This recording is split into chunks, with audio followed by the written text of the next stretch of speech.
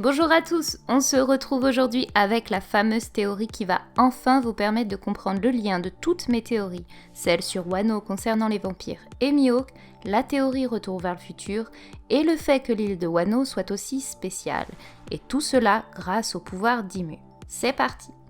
Je vous fais un petit résumé rapide de ce que j'avais exposé dans mes précédentes théories pour que personne ne soit perdu à travers cette vidéo. Je vous expliquais donc que Wano pourrait être le pays des vampires et que Mihawk pourrait être lié à cela. Que Wano était lié au pouvoir de la lune, je vous expliquais également que le shogun pouvait être une chimère, soit nuée dans la mythologie japonaise. Qu'un pouvoir pouvait être lié à Tsukuyomi dans les légendes et donc peut-être relier cela à la tribu des Trois Yeux. Dans la théorie Retour vers le futur, j'ai insisté sur le fait que nous retournerions dans le passé des personnages il y a 20 ans pour comprendre l'histoire. Mais surtout, à travers toutes ces théories, je vous parlais d'un mot bien particulier, le mot rêve. Cela reliait le fait qu'Oda fasse référence à la plantation Utopie, au fait que le chapitre parlant de l'enfance de Nami ait pour titre les prémices d'un rêve 20 ans plus tôt, que la promesse avant d'entrer à Rivers Mountain était de réaliser chacun leur rêve, et que justement, le fait que Rivers se trouvant sur Redline fasse écho au fait que l'arc Wano soit en parallèle à celui de la rêverie.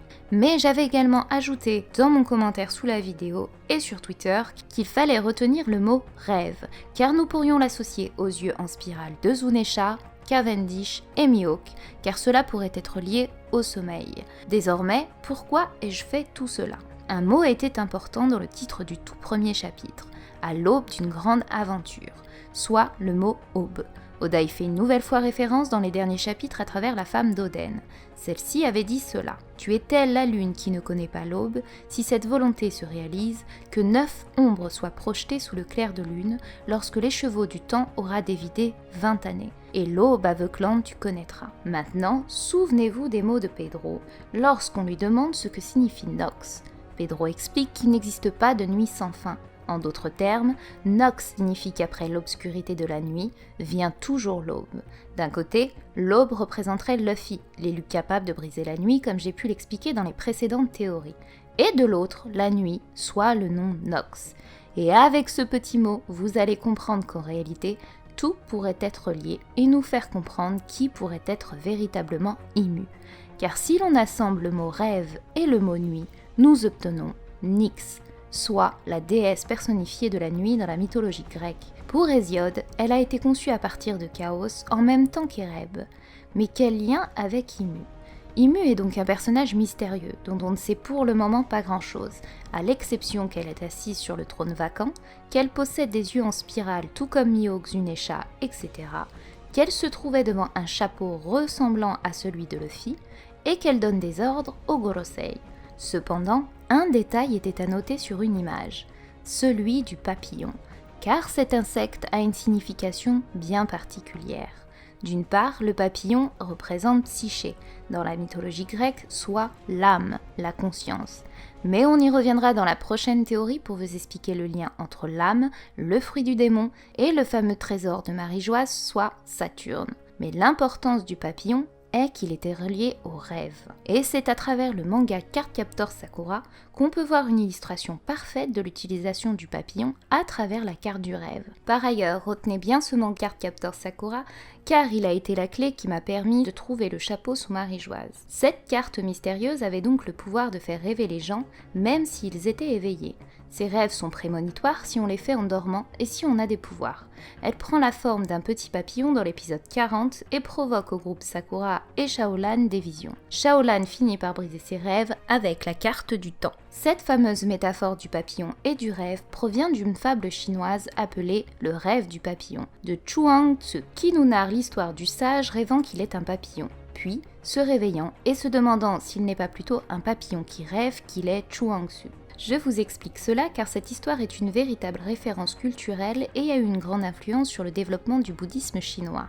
D'ailleurs, cette fable est même reprise dans Overwatch, par exemple, ou encore Black Butler. Le rêve du papillon est une des premières versions de l'argument du rêve, c'est-à-dire que nous ne pouvons accorder une entière confiance au sens que nous utilisons pour distinguer la réalité de l'illusion.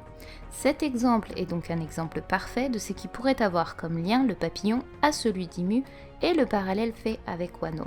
Car étrangement, dans Cardcaptor Sakura, c'est en bloquant le temps que le rêve peut se stopper, ce qui se relie directement une nouvelle fois au rêve, au temps, mais également à ce qui est appelé rêve prémonitoire, soit le fait de pouvoir voir le futur.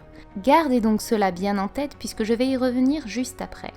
Mais alors, pourquoi le rêve de Nyx serait autant mêlé à One Piece ? Précédemment, je vous expliquais que Nami avait un lien direct avec le rêve, puisque dans le chapitre où son histoire passée nous est racontée, il se nommait « Les prémices d'un rêve ». Mais Oda avait précisé un détail sur Nami faisant relier le rêve et le sommeil, car d'après Vivi, Nami serait somnambule et lancerait son oreiller pendant qu'elle dort. Bien sûr, cela paraît anodin. Pourtant, lorsque l'on regarde la définition du somnambulisme, on s'aperçoit que cela devient intéressant puisqu'il y fait référence à un état hypnotique. Définition du somnambulisme. Personne qui, dans un sommeil hypnotique, peut agir ou parler. Ce qui pourrait faire une corrélation parfaite avec mon message que je vous avais publié sur Twitter par le fait qu'étrangement, les yeux en spirale pouvaient être liés au sommeil, à travers Cavendish, Zunesha ou encore Mihawk et bien sûr Imu. Désormais, listons la particularité de chacun. Zunesha a commis un crime pour lequel il a été condamné à errer pour l'éternité et à n'agir que sur ordre donné. Zunesha ne peut donc agir seulement sous ordre donné. De plus, il porte le mot crime en tant que punition. Retenez donc bien ces deux détails. Désormais, Cavendish.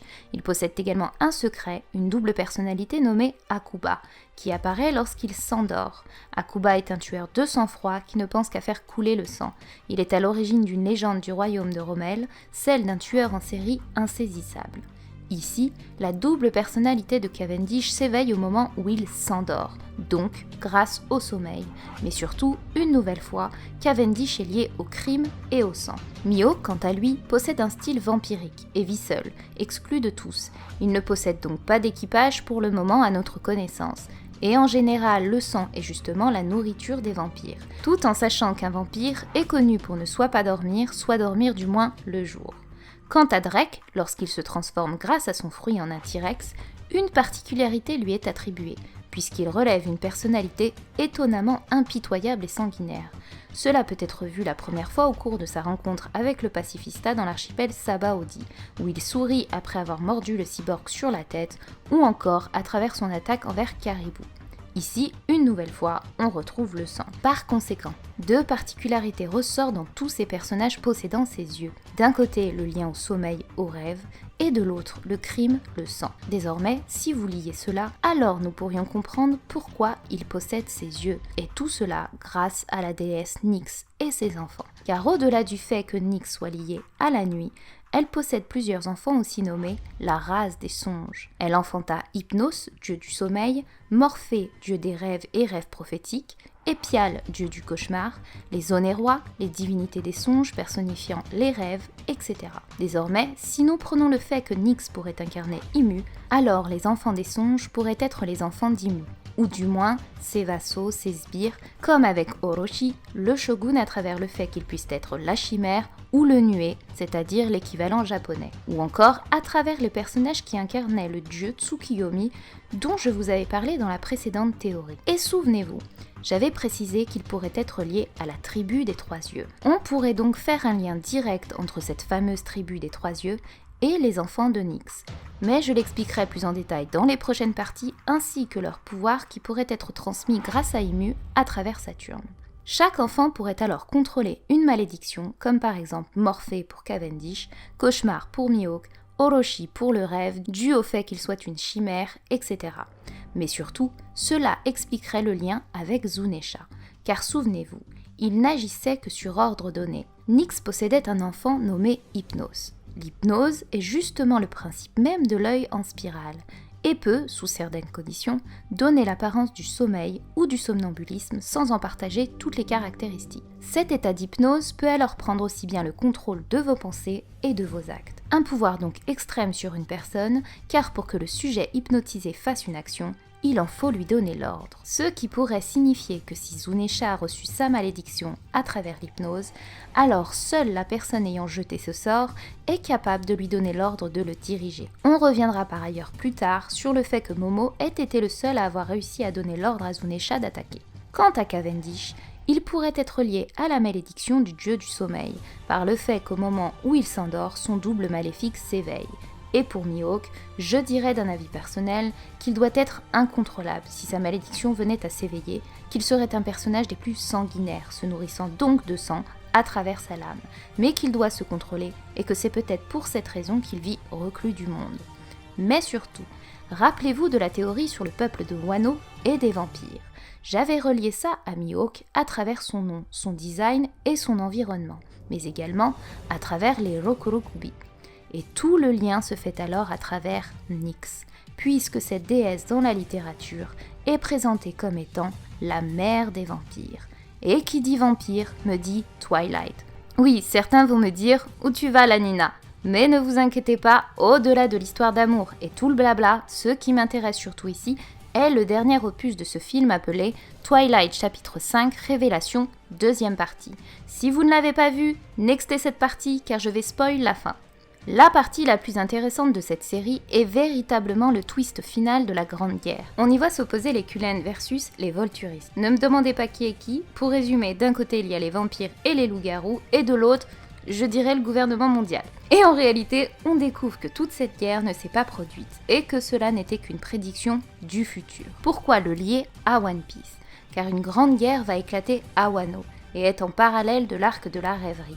La guerre débutera et y seront présents d'un côté les Ming, comparables aux loups-garous dans le sens où ils se transforment au contact de la lune, et qui seront aux côtés du peuple de Wa, que j'identifie à la race des vampires, et de l'autre, la fameuse armée de Kaido, ainsi qu'en parallèle le gouvernement à la rêverie. Si guerre il y a. Si on part de ce principe, alors cela pourrait expliquer pourquoi Oda nous dit que la guerre au sommet de Marineford aura l'air mignonne comparée à ça. Car quand on suppose guerre, on suppose mort, et cela pourrait expliquer pourquoi tant de choses t'amènent à croire qu'à chaque fois, il y aura un personnage qui meurt. Exemple, ma théorie avec Chopper, la mort de l'eau, la cover avec le chiffre 3 ou l'aiguille de l'horloge tenue par Brook, soit la mort, pointe vers Nami, ou d'autres qui émettent l'hypothèse de la mort de Zoro, etc. La Grande Guerre donnerait alors la mort de plusieurs personnages extrêmement importants, mais étant maintenus dans une illusion, ou encore liés au pouvoir du Toki Toki no Mi, pouvoir donc du futur, alors nous pourrions lier cela au twist de Twilight et donc faire en sorte que tout cela n'ait été qu'une illusion, ou du moins la vision du futur qui aurait pu se produire.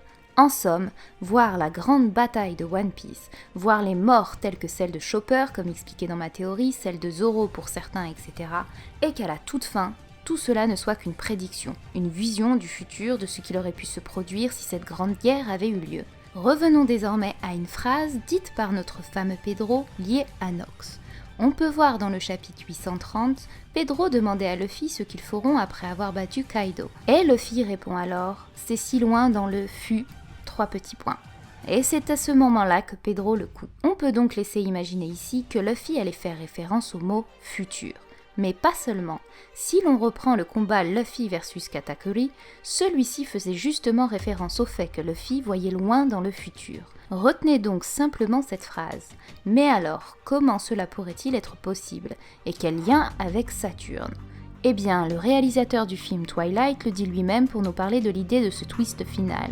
Et si tout ça se déroulait uniquement dans la tête d'Alice? Désormais, gardez le mot « tête ». Souvenez-vous que le fruit du Toki Toki est lié au temps et au fait de pouvoir voir le futur. Souvenez-vous du chapeau sous Marie-Joise et demandez-vous où se porte le chapeau. Sur la tête. Souvenez-vous que j'ai associé le fait que le chapeau était la 4e arme antique nommée Saturne et que Saturne était le dieu du temps et de la mort. Désormais, associez donc le mot tête, rêve, chapeau, temps, mort et futur. Et vous obtenez le pouvoir de la 4e arme antique. Partie 6 des théories des nerfs, le secret sous Marie-Joise, le pouvoir de la 4e arme antique Saturne, le cerveau humain.